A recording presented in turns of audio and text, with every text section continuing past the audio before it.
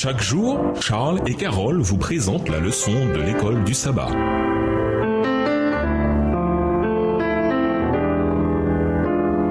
Bienvenue à votre émission. Dieu nous parle. Nous voilà à la leçon de jeudi, brebis et berger. Lisons Jean 10, versets 1 à 11. Quels aspects de cette métaphore de l'Église en tant que troupeau de brebis évoquent l'unité? Voir également le psaume 23. Jean 10, les versets 1 à 11. Vraiment, je vous l'assure, si quelqu'un n'entre pas par la porte dans l'enclos où l'on parque les brebis, mais qu'il escalade le mur à un autre endroit, c'est un voleur et un brigand. Celui qui entre par la porte est lui, le berger des brebis. Le gardien de l'enclos lui ouvre, les brebis écoutent sa voix. Il appelle par leur nom celles qui lui appartiennent, et il les fait sortir de l'enclos. Quand il la conduit au dehors, toutes celles qui sont à lui, il marche à leur tête et les brebis le suivent parce que sa voix leur est familière. Jamais elles ne suivront un étranger. Au contraire, elles fuiront loin de lui, car elles ne connaissent pas la voix des étrangers.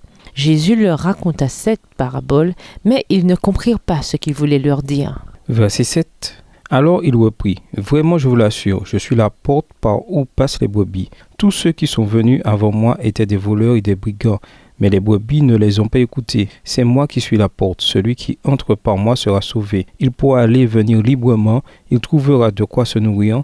Le voleur vient seulement pour voler, pour tuer et pour détruire. Moi je suis venu afin que les hommes aient la vie, une vie abondante. Je suis le bon berger donne sa vie pour ses brebis. » Psaume 23, les versets 1 à 6. L'Éternel est mon berger, je ne manquerai de rien. Il me fait reposer dans de verts pâturages. Il me dirige vers des eaux paisibles, il restaure mon âme. Il me conduit dans les sentiers de la justice à cause de son nom. Quand je marche dans la vallée de l'ombre de la mort, je ne crains aucun mal car tu es avec moi. Ta houlette et ton bâton me rassurent. Tu dresses devant moi une table en face de mes adversaires. Tu oins d'huile ma tête et ma coupe déborde. Oui, le bonheur et la grâce m'accompagneront tous les jours de ma vie et j'habiterai dans la maison de l'Éternel jusqu'à la fin de mes jours. Dans le monde moderne des grandes villes, il est devenu très rare de voir des élevages. La plupart des gens savent très peu de choses des relations entre brebis et bergers. Mais quand Jésus a raconté cette parabole, les gens le comprenaient parfaitement. Quand il dit « C'est moi qui suis le bon berger », ils ont immédiatement reconnu et apprécié cette référence au psaume 23, verset 1. « Le Seigneur est mon berger ». L'image était non seulement claire, mais chargée d'une valeur émotionnelle qui la rendait frappante. Dans la culture du Proche-Orient ancien et encore aujourd'hui au Moyen-Orient, les bergers sont connus pour être dévoués aux soins de leurs troupeaux, quelles que soient les difficultés.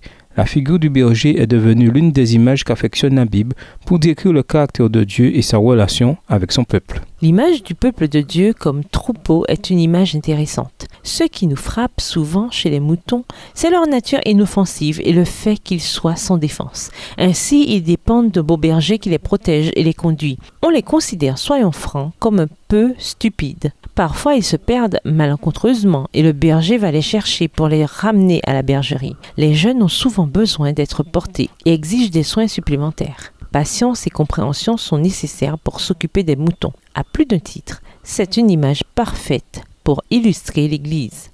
Le membre d'Église n'a rien à craindre, mais tout à gagner à entrer en relation avec le berger. Dans cette parabole, Jésus souligne également l'importance pour le mouton d'écouter la voix du berger. Quand les conditions l'exigent, il est possible de protéger quelques troupeaux de moutons en les installant dans le même enclos ou la même bergerie. Tout ce que le berger a à faire, c'est se tenir à la porte de l'enclos et appeler.